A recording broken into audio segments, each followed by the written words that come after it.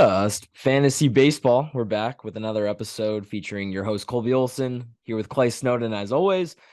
Before we get into going over waiver wire pickups this week and streamers, Clay, we're recording this ahead of game 3 of the Eastern Conference Finals between the Celtics and the Heat, and I am nervous, man. That's what I want to start today with. I'm nervous.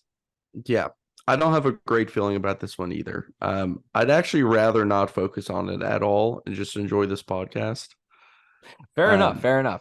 That's fine. but We can get right into it if you'd like. well, yeah, but let's first let everyone know that the next podcast this week will be a mailbag episode. So if you have any type of questions, any type of trade proposals that you may have in your league, any players that you want us to highlight, just drop them in the comments on YouTube. You can tweet them at us. You can DM us on Twitter, whatever works for you.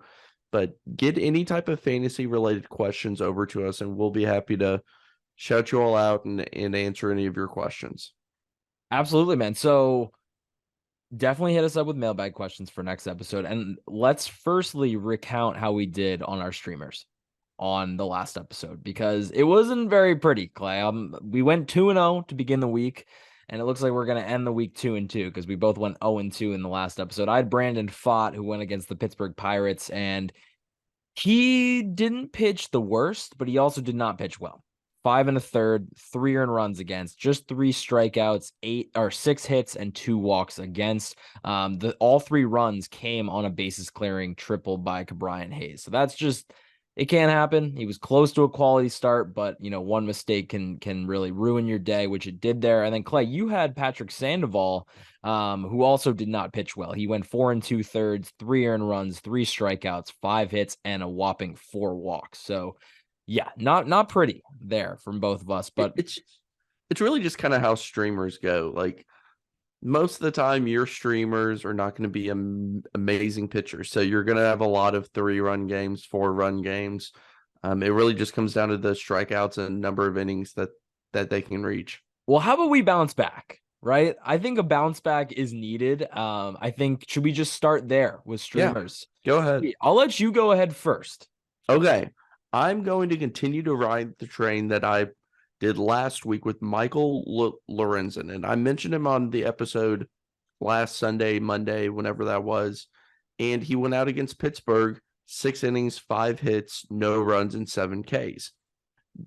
Michael Lorenzen's pitched well this year, and a lot of the advanced metrics may not show like, man, he's going to be some dominant pitcher, and you need to pick him up and roster him all year, but he's put up some good numbers overall. Like I mentioned last time, 2 blow-up starts of 5 and 6 runs. But, I mean, he went up against Baltimore, no runs. He went up against the Mets, 1 run. Cleveland, 1 run. Pittsburgh, no runs. He's on a stretch right now, and I just want to ride that hot hand as he plays Monday against the Kansas City Royals, a team that, the lineup has some players who I think are good. But collectively, I don't think that the Royals offense is anything too scary. They're near the bottom in WRC plus. Vinny's not exactly killing it this past week or so. So maybe you can even catch him in a cold slump. I like the matchup yet again for Michael Lorenzen. I don't know how many times I'm going to be able to stream him this season, but I'm going to do it again on Monday. Sure, yeah. I mean, he goes against a Royals team that has a 680 OPS over the last 2 weeks, and on the season has not been pretty. You're absolutely right, Clay. They did get hot there for like a 2-week stretch, but they've since cooled off, and I think they're just still the crappy Kansas City Royals. So that's a good streaming option. And Lorenzen has had a lot of success with his fastball this year. The velocity's up on that pitch. He's a guy that throws 4 pitches, even, basically 5 pitches, throws 7 pitches overall, like not a lot with consistency. His cutter is only at 3.5%, curveball at 2.2%, but he literally does have 7 pitches in the bag, which is pretty insane. Clay, I'm going to go on the other side here. I like Lorenzen as a pick, and I'll probably be betting on the under in that game because I'm taking Brady Singer. He's owned in 43% of leagues, so not available everywhere. It is kind of a, if he is on the waiver wire, you got lucky. I think he's a good streaming option this week. He goes against the Tigers, who have an OPS of 656 over the last 14 days. The problem for Singer all year has been giving up home runs. So knowing that the Detroit Tigers playing at home, like that's a good ballpark to be pitching in.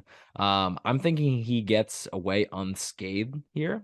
He's put in 2 straight quality starts. He went against the Padres, 6 innings, 2 earned runs, 3 strikeouts, a bad whip to go with that. But still a quality start nonetheless. And then he also pitched well against the White Sox, 6 innings, 1 earned run, 4 strikeouts. So, he's not racking up the Ks, but he's kind of getting it done the last 2 outings. And I think that he can keep that going here against the Tigers. So yeah, we're going to be going head to head here, but Brady Singer, I think is a fine option as well, being, 43% owned. Yeah, So yeah, that's streamers.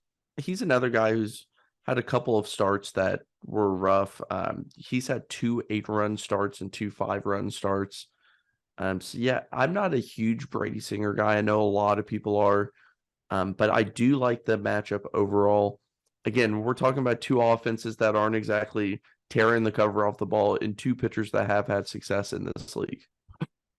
We're talking about Brady Singer. I was high coming into the season on Brady Singer, and he's massively disappointed. Some huge blow up outings from him this year, but I think that I'll bet on him regressing towards the pitcher that we expected him to be, especially against bad offenses. So that's the rationale there.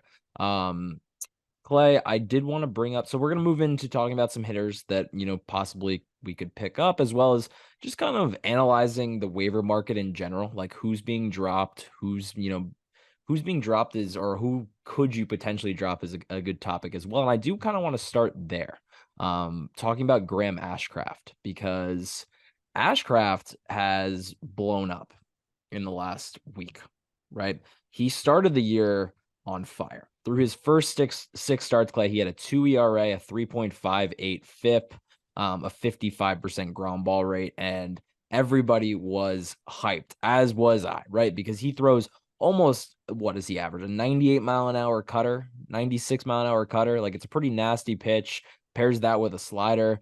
But in his last 3 starts, he went against the White Sox. He gave up 8 earned runs in just an inning and 2/3. He then faced Miami, a bad offense. He gave up 3 earned runs over 5 2/3, 2 home runs in that outing as well. And then he goes into Coors, which, I mean, just a nightmare. Like, you almost can't fault him for this, but still, he gave up 7 earned runs and 10 hits over 5 innings. So 3 disaster starts in a row, and now his Yahoo ownership is down to 37%. Maybe you can fact check me on what the Yahoo ownership is, but I mean, he's getting dropped left and right, and I'm sure he's a guy that, some people might see on their waiver wire and go, oh, wow, that's intriguing, because everybody was all over Graham Ashcraft just 2 weeks ago.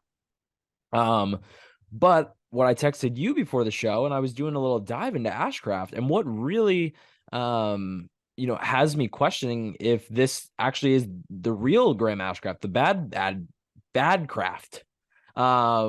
Is that one, Badass he's not craft. bad Ashcraft. He's not getting strikeouts, which I don't think he necessarily needs to be successful.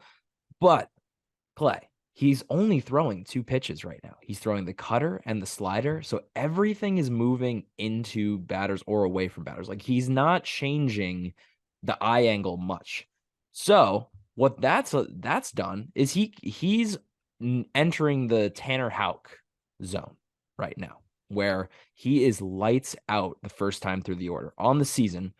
First time through the order, he has a 1.8 ERA. Second time through the order, he has a 4.15 ERA. And third time through the order, he has a whopping 11.45 ERA, which screams, if you're only throwing 2 pitches, like, Ashcraft is kind of profiling as a reliever right now. So that's very worrisome. Yeah, it really is. And he's a ground ball guy to begin with. So the strikeout numbers were always not going to be great. So anybody drafting him and was surprised by that, you shouldn't have been. The vertical movement on his sliders and sinker, as it's classified on Baseball Savant, are both going down. So he's not getting as much movement. And overall, it just hasn't been nearly as dominant, I guess. At times last year, we saw him absolutely dominate. And I'm just not seeing the same this season. Now, it could just be an early season slump. the cutter is only getting 17% whiff rate on it. And like you mentioned, both both of the pitchers are moving in the same direction, and that's just going to be easier for hitters to time up over time. Yeah, man, I would say that Ashcraft is droppable right now. And that yeah, I could see his ownership continue to drop as time goes on. So yeah, if you're like on the fence, like, oh, should I drop him? Should I keep him on the roster just to see if he bounces back? I'm honestly fine dropping him right now because I just do not think that he has the stuff right now to be a big league pitcher that's going 6, 7 innings strong. I think he's just going to get beat up, especially in that ballpark. So yeah, let's move on. Let's talk about some hitters, Clay. I want to talk about Jorge Soler, who homered again today. And Jorge Soler looks like the man that hit 48 home runs back in 2019. So far this year, he has 12 home runs, a 123 WRC plus. Yes, is he striking out? Plenty. Sure, but he is hitting the piss out of the ball, and that is what you want Jorge Soler on your team for. He has a whopping 47% hard hit rate and almost 19% barrel rate. He's hitting everything in the air. It's his highest average launch angle of his career. So he's just hitting everything in the air. Everything is hit hard. Hitting right in the middle of that Marlins lineup. So big RBI opportunities for him. And yeah, I think he's like, if you need some big time power production, I would be grabbing a share of Jorge. I have him in a couple leagues and it's fun. He hits a home run like every day. Yeah, he is a fun player, and he's a guy that has always been a fastball hitter. Last year on breaking balls, he hit 152, and on off speed, he hit 160. 2 home runs total off of breaking balls last year. He already has 3 this season, and he's batting 213. Of course, that's not a great batting average, but that is a humongous difference so far that we've seen. He's also cut the whiff rate by 7% now at 33%. Now, these numbers are not great, but when you're improving Hey, I mean, a that 398 much, expected WOBA on breaking balls is pretty dang elite. when you're improving that much against breaking balls, it's going to help that hole in your, approach and where the pitcher can attack you. So he's feasting on fastballs, 8 home runs on the fastball so far. A fun player, a weird profile, and he's a guy that I would also pick up. Yeah, man. I mean, I think that we're gonna bring up another outfielder who's a bit less owned. Like if you miss out on Soler, I think this other guy could be the move. Soler's owned in 40% of Yahoo leagues right now. So he may or may not be owned in your league, but definitely take a look. Like he's one of these guys when he is so locked in at the plate. We saw this in the playoffs in 2021. We've seen this for his career. He hit 48 home runs one year. That's just crazy. Like he has the power to do that again. And I think we're really seeing that this year. But the other player I did want to profile is Jack Sawinski on the Pirates. He's owned in 20% of leagues right now, but he is raking Clay. He's hitting 237 with a 360 on base, 7 home runs to his name, 5 stolen bases. He's like Joey Gallo right now, right? He's Yeah. striking out 32% of the time, walking 16% of the time, some big time power numbers. 24 years old, plenty of power and speed here, a max exit velocity of 114 off the bat, a 46% hard hit rate, and a 17% barrel rate. So him and Soler are like somewhat similar profiles, but Sawinski actually has more speed. 5 stolen bases to his name already. So yeah, either one of these guys, I would be looking if you have injuries in the outfield or you're just looking to cycle through some outfielders and get Yeah. somebody new on your roster. I think Sawinski's a great stab to take. So his chase rate last year is 25%, this year 15%. So he's not chasing nearly as much as he did last year, yet he's still striking out a lot. And that's just part of the player he's going to be. He's going to bring speed, he's going to bring power. He oftentimes just tries to pull the ball. And overall, I mean, his batted ball profile looks great. I mean, he's barreling up balls, he's putting up high exit velos. You just have to live with the strikeouts.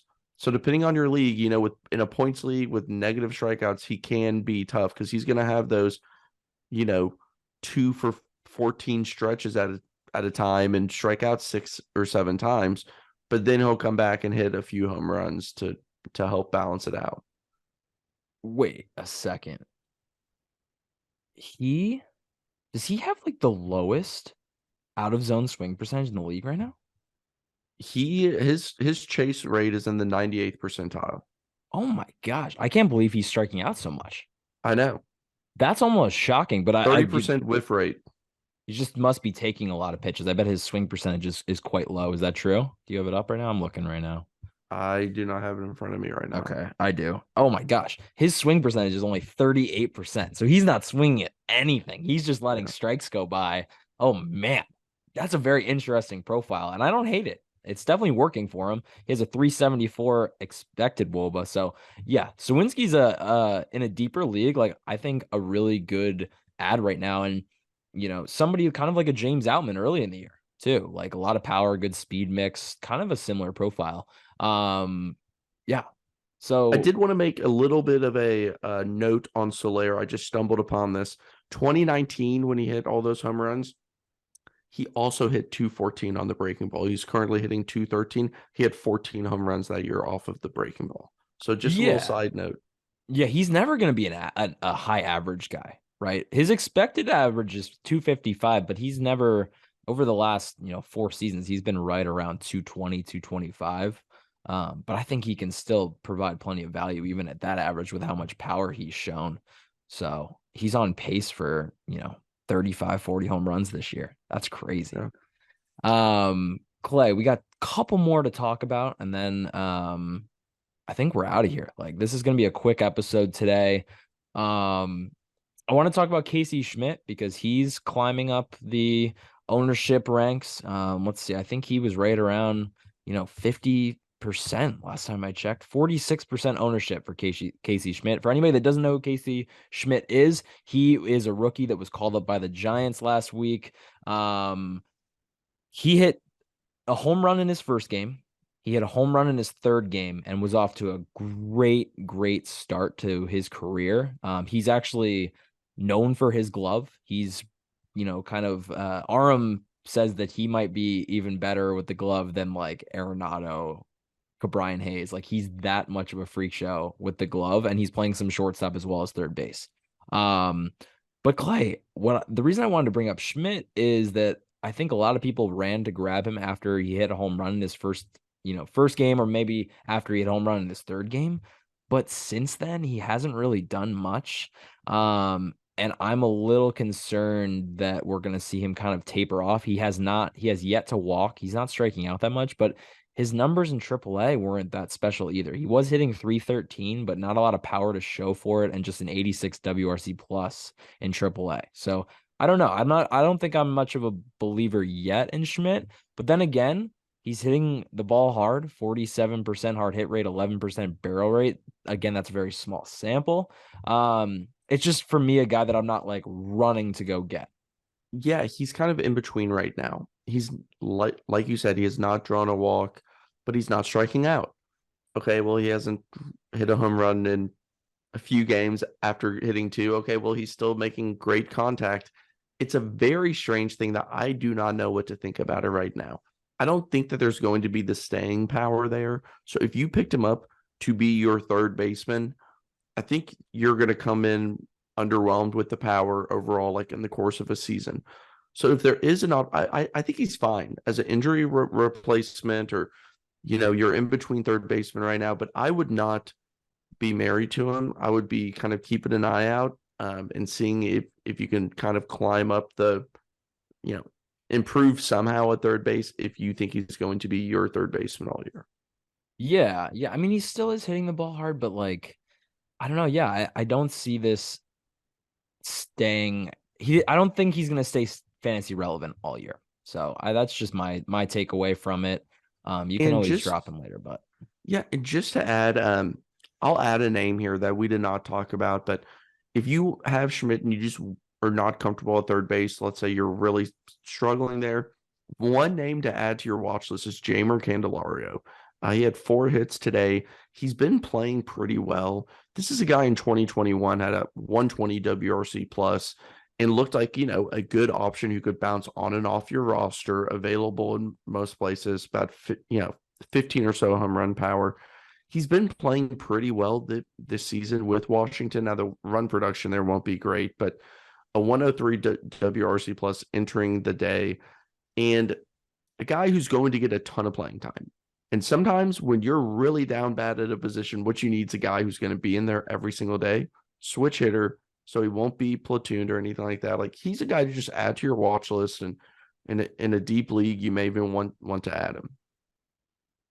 Okay, so Clay, definitely a theme on this show since we've started it is that we like to talk about prospects to pick up before they come up. We talked about it with Brett Beatty. We talked about it with Matt Mervis, and Beatty's definitely worked out. Mervis is struggling a bit so far, but I hope everybody grabbed Casas as well to replace Mervis. But we need to talk about the number one prospect in baseball, and that's Elly De La Cruz, because I think now is the time to pick up Elly De La Cruz before he's gone. He's already climbed up on Yahoo. He's owned in over 20% last week. It wasn't even close to that. So, like, Yeah, he's exploded. He's 4% owned right now on ESPN. He So is jump on that. exploded. Like, he's exploded in the last week for a good reason. He has 6 home runs, 7 stolen bases. He's hitting 275 with a 373 on base percentage and a 560 slugging percentage. Beyond that, though, like, those numbers are great. Beyond that, this dude is a switch hitter who hits 114 mile an hour, 115 mile an hour moonshots from both sides of the plate. And it seems like every single game or every single day, I'm seeing a tweet from Aram or other prospect people on Twitter with another Elly De La Cruz just shot. Even if it's not a home run, just a shot. Like, he hits the ball so freaking hard. Number one prospect in baseball if like rankings were to be redone at just baseball. I mean, God, this guy is so good. And it's a matter of time before he comes up, right? Like, I would say before the end of June, even sooner. The Yeah, Reds have my got to call him prediction up. is June 2nd is my exact. It's a Friday game against Milwaukee at home, and I feel like that's the time to bring him up. A little bit about Elliott. Obviously, I watch a lot of him. He's actually been drawing a ton of walks recently. Within the past 2 weeks or so, nobody is pitching to him. Today on Sunday, he had a home run out of the stadium that I believe was like 114 off the bat, had a over 110 off the bat double as well, just crushing the baseball. The swing and miss will be an issue. He's going to swing and miss at the major league level, and that's okay. I am totally okay with it because I think he's going to make enough contact. It's going to be loud. He's going to steal bases. He will. So right now he's eligible at shortstop in ESPN. I think he's going to be playing third base when he comes up. So you will be able to slot him at third, short, second/short, utility, or third/first. With that much flexibility, even if he's not up for 2 or even 3 weeks, you can put him on your bench right now and know when it does come time, he'll be able to play all over your lineup. He's going to be slotted in the middle of the lineup for Cincinnati and get every single day opportunities. I don't see why you wouldn't pick him up. He was actually drafted in my 10-man league in a redraft and never dropped. So I don't have the opportunity, but go out there and pick him up. Well, that's what I'm saying. Like, why waste your time on Casey Schmidt? Like, this is Casey Schmidt is a player that wasn't even an above average hitter at the minor league level. And now he's not really doing that well at the major league level. Do not waste your time on Casey Schmidt. Stick Elly on your bench for the next 3 weeks and wait for him to get called up because he's playing so out of his mind right now in minor leagues. Number one prospect. Go pick up Elly De La Cruz now.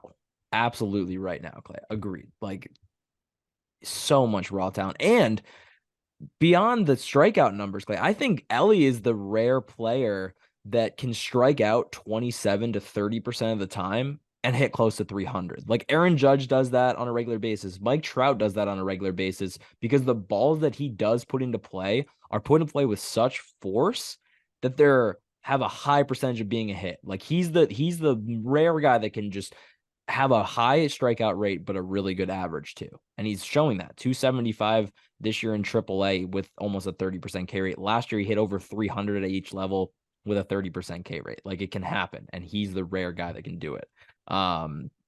So yeah, that's Elly's like who I'm was most fired up to talk about today because like jump on him now. Do not be the guy that misses out on Elly for the rest of the season, especially in that ballpark. Oh my goodness. Yeah, he's going to be fun to watch. And we always say, pick up players that you enjoy watching. You will love this guy. He's kind of a maniac in the best way possible. Like he flies around the bases, tries to stretch every, single into a double, double into a triple. He's even fun in the field too. I mean, he threw an absolute laser across the diamond Saturday night. And Colby, he does do this one thing that drives me crazy. When watching in the AAA camera, you can see him playing shortstop like in the thing, and he like calls a strike the way like an umpire would motion for a strike every single strike. He like does the hand motion and everything. And it's just like, oh my gosh, it's just a distraction for me. It's a small, nitpick, but fun player. He also throws 95 across the diamond, if that any added bonus to picking him up and watching him. I got one more player to talk about. I just wanted to mention Dylan Floro real quick because he's been racking up saves, Clay. He has 4 saves over the last in May. And while AJ Puck is out, he's been collecting saves for the Marlins, and Floro's been getting the job done not just this year, but over the last 4 years, Clay. He has a 2.8 ERA over that span, a 2.49 ERA this year. And so there's no reason to expect that the Marlins will take him out of the closer role anytime soon while Puck is rehabbing. Puck, I don't know when Puck is going to be back. It says that he's been, throwing from 90 feet. But it's an elbow injury for Puck, and that's usually the type of injury that you don't really know. There's a lot of ups and downs, and even when he does come back, is he going to be thrown back into that closer role? So I would say pick up Dylan Floro now and just reap the rewards of him picking up these saves. That's all I wanted to hit on there.